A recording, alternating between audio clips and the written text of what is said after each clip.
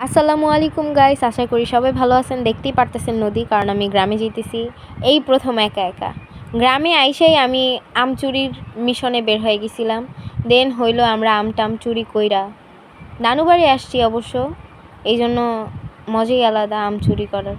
দাদু বাড়ি গেলেও মজা হয়, তাও নানু বাড়ির মজাই আলাদা, কারণ এখানে আমার সব ছোট ছোট বোনরা আছে।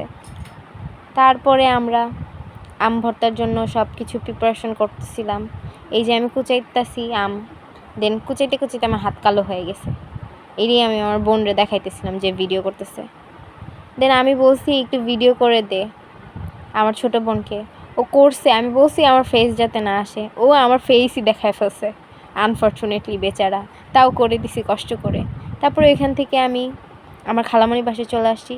এই যে আমার খালাতো বোন ছোট, ওরে বলছি একটু হাই দে, দিবেন না একটু পর হাই। আর সামনে যেটাকে দেখতেছেন এটা ওর বোন, ওদের ফ্যামিলির বোন। এরপর এই যে আমি আমার বোনরা মিলে উপজেলায় যাইতেছিলাম একটু ঘুরতে, যে এখন হাই দিবে। আর এই বড়টা ছোটোটাকে ডাকতেছে তাতেই যাওয়ার জন্য। এরপর আমি আমার ছোট খালাতো বোন মিলা গেলাম নাচতে নাচতে পুকুরের সামনে। আবার চলে আসছি ভয় পাইয়া, কেউ নাই।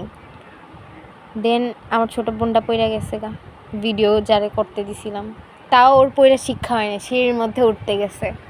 উঠা ছোটোটাকে ছাইরা চলে আসছে। আমি বলছি যে ওরে নিয়ে আয় আঙুল দিয়ে। তারপরে একলা একলাই আসছে ঢং কইরা, তাও শিক্ষা হয়নি। এখন দৌড় দিছে দোলনার জন্য, যাতে জায়গা পায়। এখন দোলনা খাবে, কিন্তু জায়গা পায় কোনো লাভই হয়নি। আমি ওদের উঠায় আমি নিজে বসে বসে দোলনা খাইছি।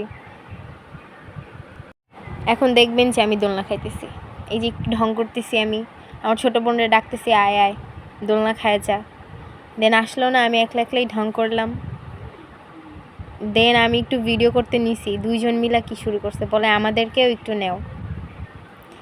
এরপরে ঘোরাটোরা শেষ হওয়ার পরে এই যে উপজেলার রাস্তা, অবশ্য ভিতরে ঢুকি নাই, এই আশেপাশেই আর কি।